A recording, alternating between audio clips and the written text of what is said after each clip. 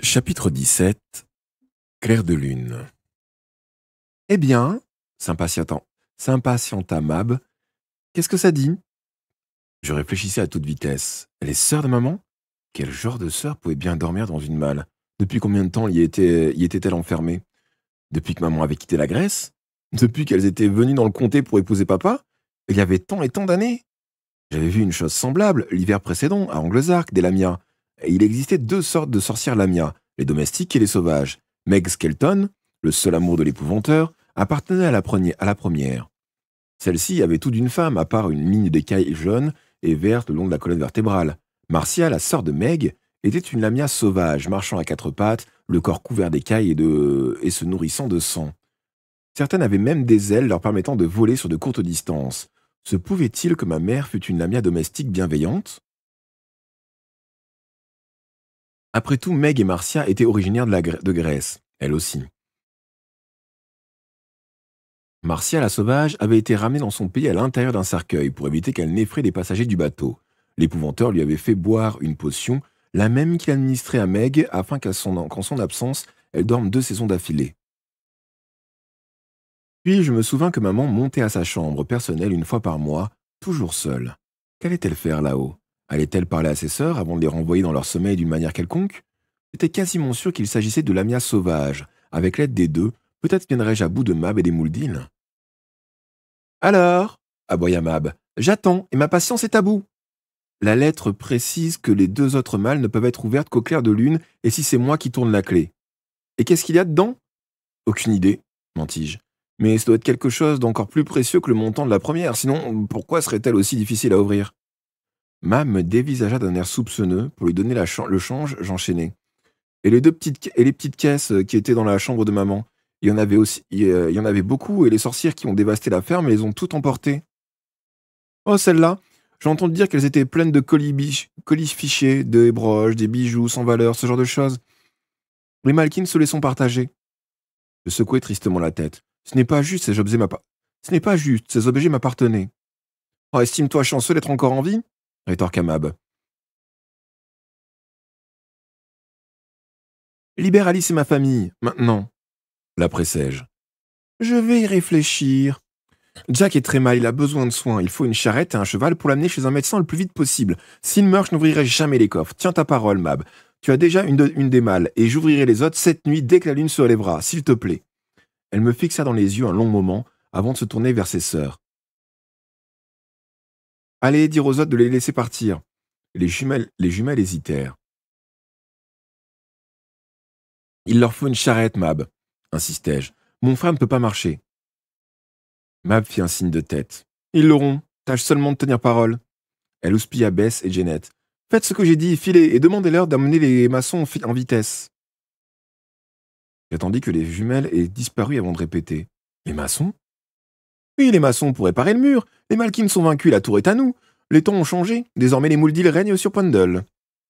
1 heure plus tard, une équipe d'ouvriers était là et se mettait à l'ouvrage. Les hommes, visiblement pressés d'en avoir terminé, déployaient les trésors d'énergie et d'habileté pour mettre en place les énormes pierres et boulets. J'avais raté. Sophie qui lançait son stream, voilà. Et Pépipin aussi.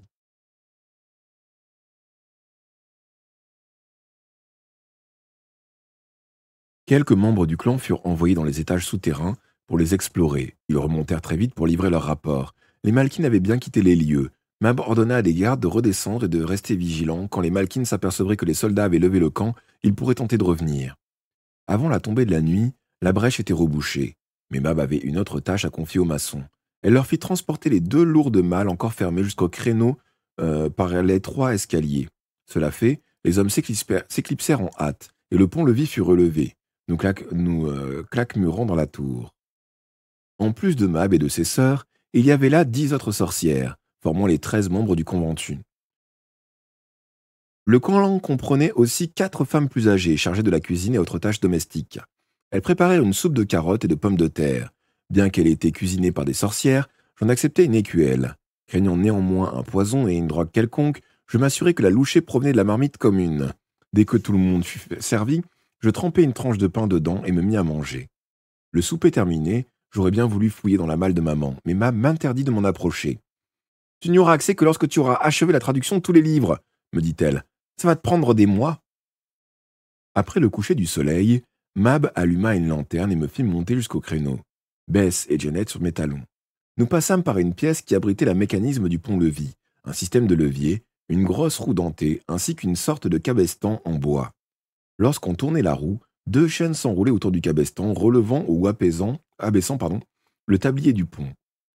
Enfin, nous émergeâmes sur le chemin de ronde, d'où l'on découvrait la campagne environnante. La colline de Pendle dominait le bois des Corbeaux, et, grâce au terre-plein herbu qui s'étendait contre la tour et les premiers arbres, personne ne pouvait s'approcher sans être vu.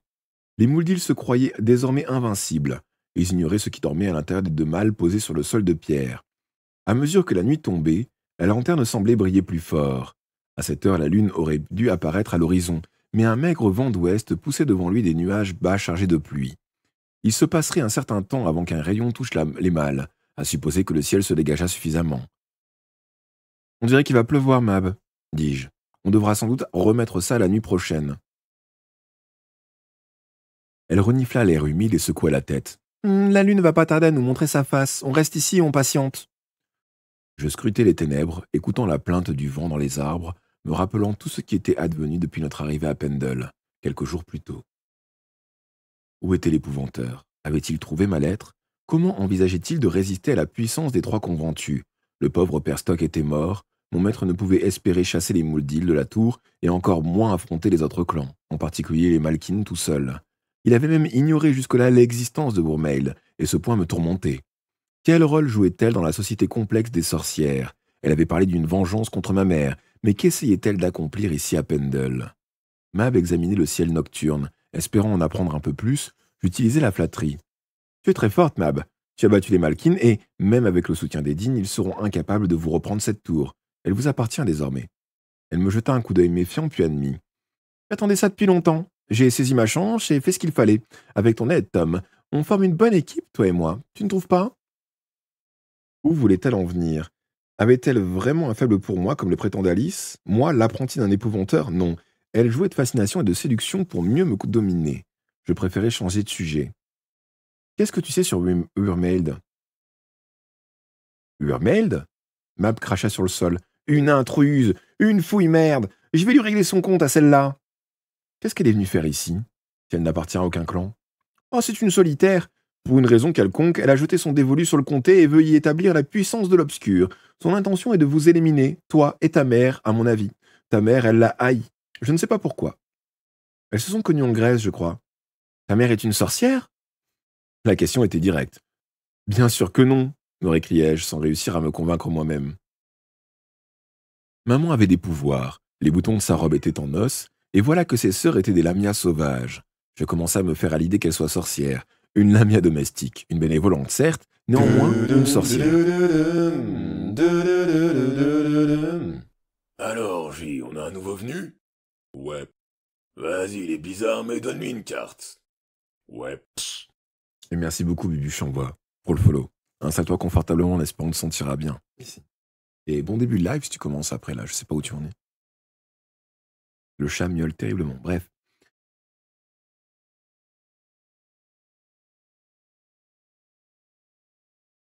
Tu es sûr, fit Mab. Il me semble à moi que Wyrmale s'intéresse beaucoup au contenu des mâles. Et pourquoi ta mère a-t-elle tout fait pour empêcher quiconque de fouiller là-dedans, si elles ne contiennent pas des révélations sur son origine? Je ne répondis pas. Allez, Rayamab, il n'y a pas de honte à être fils d'une sorcière. Ma mère n'est pas une sorcière, affirmai-je. Si tu le dis, chérie, fit-elle. Elle n'en croyait visiblement pas un mot. Quoi qu'il en soit, reprit-elle, elle est l'ennemi juré de Wyrmale, qui veut absolument réunir les 3 conventus le jour du lama pour invoquer ce bon vieux Satan et te détruire, ainsi que tous les espoirs que ta mère a placés en toi. Mais ne t'affole pas, les Mouldill n'y participeront pas, en dépit de tous ses efforts pour nous convaincre. Non, on ne se joindra pas à eux, on les laisse à leur folie.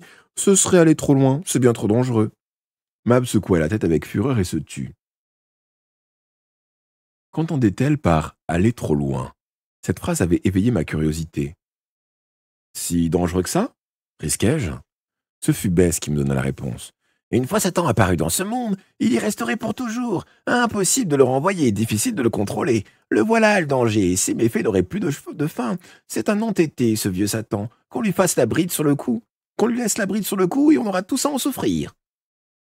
Les Malkines et les Dînes ne le savent donc pas? Bien sûr, ils le savent, fit Mab. C'est pour ça qu'ils veulent qu'on se joigne à eux. Si 3 clans travaillent ensemble, ils ont toutes les chances de faire ressurgir le démon et de le tenir ensuite sous leur contrôle, bien que ce ne soit pas garanti. Les autres sont stupides de prendre pour argent comptant les promesses de Romail. Plus d'obscur égale davantage de pouvoir. Pourquoi m'allierais-je à eux? Les Mouldils sont des maîtres de Pendle à présent. Qu'ils aillent au diable, c'est le cas de le dire. Le silence retomba et nous restâmes immobiles, à fixer l'obscurité. Jusqu'à ce que soudain, la lune surgisse de derrière un nuage. C'était un mince croissant dont les 2 cornes désignaient l'ouest. Sa pâle lumière coula sur les mâles, étirant leur ombre sur la muraille. Mab désigna la mâle la plus proche et brandit les clés. « Tiens ta promesse, Tom, dit-elle doucement. Tu ne le regretteras pas. Nous vivrons bien ici, toi et moi. » Elle me sourit et son regard s'emplit d'étoiles. Ses cheveux s'allumèrent d'une lueur surnaturelle. L'espace d'un instant, elle rayonna. Ce n'était que l'effet du clair de lune, je le savais, comme si je savais ce qu'elle tentait de faire. M'asservir à sa volonté. Je mesurais l'énergie qu'elle mettait en œuvre contre moi, séduction et fascination. Non seulement je devais lui ouvrir les malles, mais elle voulait que je le fasse de mon plein gré. Je lui rendis son sourire et pris le trousseau. Elle se donnait du mal pour rien. J'allais vraiment agir de mon plein gré. Et elle allait avoir la plus grosse surprise de sa vie. Les 3 clés semblaient identiques. La seconde que j'utilisais débloqua la serrure. J'inspirai profondément et relevai le couvercle. J'aperçus une forme roulée sur elle-même, enveloppée dans de la toile à voile et attachée avec une ficelle. Je posai la main dessus, guettant un mouvement. Puis, je me souvins que la créature ne s'éveillerait que sous la caresse d'un rayon de lune. « C'est quelque chose de gros, Mab, dis-je. Il faudra que tu m'aides à l'extirper de là, mais je vais d'abord ouvrir l'autre malle pour voir ce qu'il y a dedans. » Sans attendre son autorisation, j'introduisis une clé dans la serrure. S'il y avait bien là une autre lamia sauvage, on serait sûrement de force face au Mouldil. C'est pourquoi je voulais qu'elles s'éveillent toutes les 2. Je soulevai la 2e couvercle. « C'est pareil là-dedans, dis-je. Sortons ça. » Mab parut incertaine. Bébès s'élança avidement. Nous soulevâmes le lourd paquet et le déposâmes sur les dalles. Une fois étendu, il avait 1 fois et demie la longueur de mon corps. Janet, ne voulant pas être en reste, m'aida à vider la 2e malle. « Coupe la ficelle, Janet, dis-je. Enfin, coupe la ficelle, Janet, dis-je. » Elle prit un couteau à sa ceinture et s'exécuta. Agenouillé sur le sol, je commençai à dérouler la toile. C'est alors qu'un nuage cacha la lune. Mab approcha la lanterne et l'amena à la hauteur de mon épaule. Je crus que mon cœur allait s'arrêter de battre. Je suspendis mon geste, espérant que la lune réapparaisse. Les Mouldils savaient-ils ce qu'était une lamia?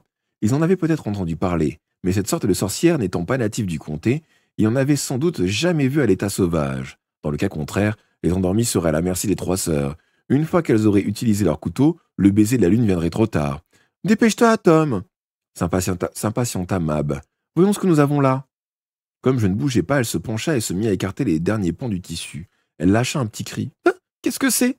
Je n'ai jamais rien vu de pareil. » Je m'étais trouvé face à Marcia, la sœur sauvage de Meg Skeleton. Je me rappelais sa face cruelle, blême et bouffie, son corps écailleux, ses 4 pattes terminées par des griffes acérées. Cette créature était plus grande que Marcia. C'était bien une lamia, mais d'une autre espèce que je ne connaissais pas, de celles qui peuvent voler.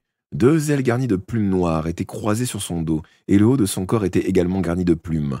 Les membres arrière, puissants, étaient munis de griffes redoutables. Bizarrement, les membres supérieurs ressemblaient à des bras humains, avec des mains délicates et des ongles à peine plus longs que ceux d'une femme.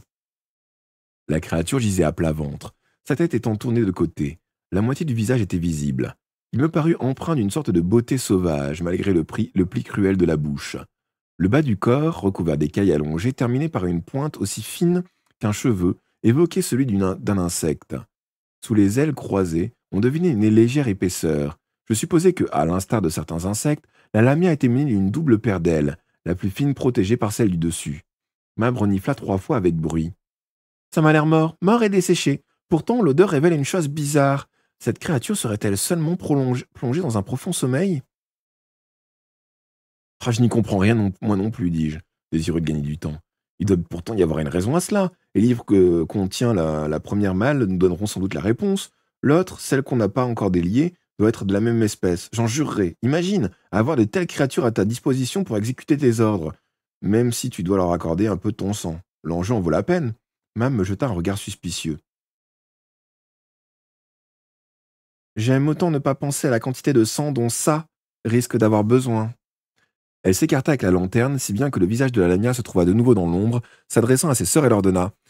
Remettez-les dans les malles. Dépêche-toi, Bess. Aide-la, Janet. Ces choses sont horribles, je les ai assez vues. Je préfère les savoir enfermées à clé.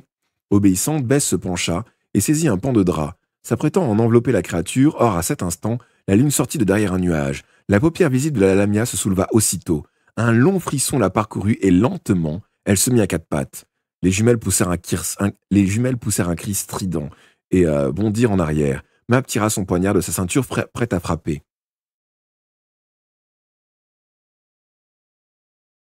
La Lamia tourna la tête vers moi et je découvris ses yeux. Puis elle renifla à grand bruit en direction des jumelles. Bess rampait déjà vers la trappe, Janet la suivant de près. La créature s'ébroua comme un chien qui sort de l'eau et observa Mab. « Tu n'avais encore jamais rien vu de tel, hein? Tu n'avais encore jamais rien vu de pareil, hein ?» raillai-je. « Tu le savais, gronda-t-elle. Tu savais ce qu'il y avait dans les malles et tu ne me l'as pas dit. Comment as-tu pu me faire ça, Tom? Pourquoi m'as-tu trahi? » J'ai tenu parole, répliquai-je calmement, contenant ma colère. J'ai ouvert les malles et j'espère que tu apprécies ce que tu y as trouvé. Comment osait-elle m'accuser de trahison, alors qu'elle me tenait depuis le début sous la contrainte? Je me remis à trembler en me rappelant la lame posée sur la gorge de la petite Marie et d'un coup, je déversai toute ma rage. Ces malles m'appartiennent, voilà la vérité, et tu le sais. À présent, tu les as perdus, comme tu as perdu le contrôle de la tour Malkin. Tu n'auras pas profité longtemps de ton pouvoir.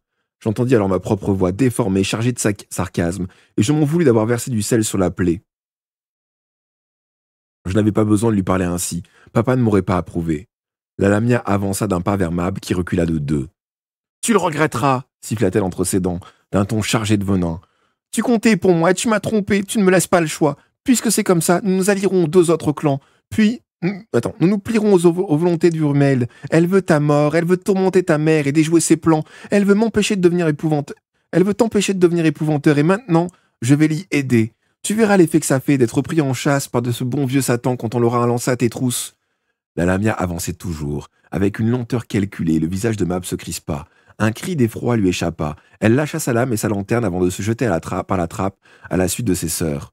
Je ramassai le poignard et m'en servis pour couper la ficelle qui ligotait l'autre Lamia. Je me hâtai d'ôter la toile à voile qui l'enveloppait pour que la lumière de la lune tombe sur elle. Quelques secondes plus tard, elles étaient toutes les deux éveillées et alertes.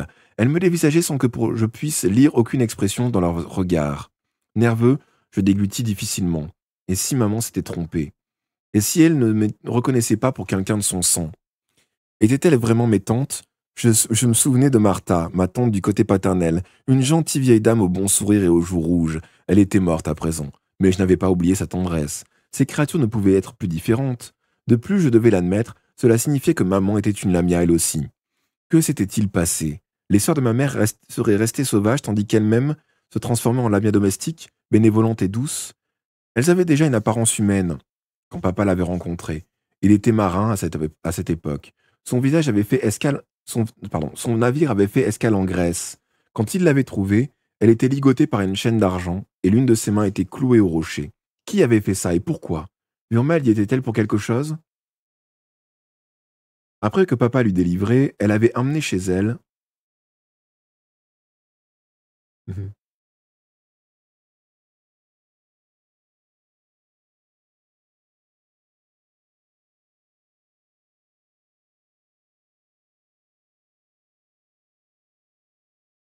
Après que papa l'eut délivrée, elle l'avait amenée chez elle, dans une maison au milieu d'un jardin clôturé par des hauts murs. Ils avaient vécu là un temps heureux, mais certaines nuits, les sœurs de maman lui rendaient visite. Selon lui, c'est pour s'éloigner de ses sœurs que maman avait voulu qu'il quitte la Grèce et vienne s'installer dans le comté. Quoi qu'il en soit, elles avaient dû être placées dans ses malles sans qu'il le sache, alors qu'elles étaient encore domestiques. Là, privées de tout contact humain, endormies pendant des années, elles avaient lentement repris leur aspect de lamia sauvage. Oui, ce devait être l'explication. Je me rappelais ce que maman m'avait dit un jour. Aucun d'entre nous n'est parfaitement bon, ni totalement mauvais. Les uns et les autres, nous situons quelque part entre les deux. Il survient cependant un moment dans la vie où nous faisons un pas décisif, soit vers la lumière, soit vers l'obscur. Parfois, une rencontre particulière en est la cause. Grâce à ce que ton père a fait pour moi, j'ai avancé dans la bonne direction. Voilà pourquoi je suis ici aujourd'hui. Maman n'avait-elle pas toujours été la femme si tendre que j'aimais? Était-ce d'avoir connu papa qui l'avait changé?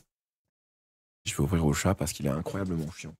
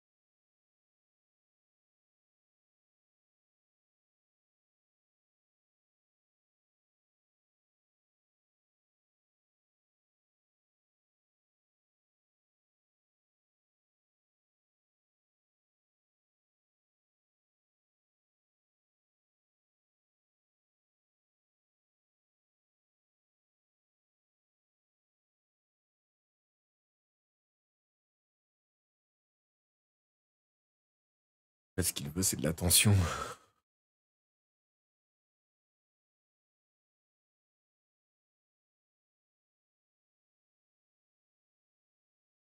Était-ce d'avoir connu papa qui l'avait changé? Tandis que je roulais ces pensées dans ma tête, les deux lamias s'étaient désintéressées de moi. Dirigeant vers la trappe, elles s'y étaient introduites l'une après l'autre. Je les suivis d'un pas circonspect. Ramassant au passage la lanterne abandonnée par Mab, je redescendis dans la pièce contenant le mécanisme du pont-levis. Par la deuxième trappe, j'explorai du regard la vaste salle commune à l'étage en dessous. Je n'y vis personne, mais l'air vibrait de hurlements. Cela venait de la réserve, où les Mouldils s'étaient réfugiés. Sans doute tentaient-ils de s'échapper par les souterrains. J'entrepris la descente de l'escalier en spirale. Le temps que j'atteigne le sol, les cris s'étaient éloignés. Ils s'éteignirent peu à peu. Une traînée de sang partait d'une des tables jusqu'à l'entrée de la réserve. Je me demandais qui était la victime. J'approchai de la porte, lentement, craignant quelques affreux spectacles. La réserve était vide. Je la traversai et me penchai par la trappe. Dans l'obscurité, j'aperçus la lumière dansante de lanternes dispersées au loin. Les Mouldils en fuite dévalaient l'étroit escalier. Et les murs se renvoyaient l'écho de leur glapissement et que j'examinais le sol. La trace de sang suivait le même chemin. Les yeux d'une des lamias étincelèrent, reflétant la lumière. Elle traînait quelque chose, un corps. Je ne distinguais pas le visage, bien que rien que des jambes et des pieds nus rebondissant sur les degrés de pierre. Les Mouldils appartenaient à l'obscur, néanmoins, je ressentis de la compassion pour la malheureuse victime. Je n'étais pas fier d'avoir trahi Mab, même pour le bien du comté. Et si Mab avait dit vrai, si par rancune envers moi elle s'alliait aux autres clans, en ce cas, ne me serais-je pas fourré dans une situation pire encore y entraînant ma famille et le pays tout entier? Je laissai retomber la trappe malade d'inquiétude. Je l'aurais bien fermée à clé, mais Alice détenait encore mon passe-partout. Et puis, si j'en croyais maman, je n'avais rien à craindre des Lamia. Nous étions parents, leur sang coulait dans mes veines. Néanmoins, je n'étais pas encore prêt à supporter leur présence, ni surtout à regarder en face ce que j'étais réellement.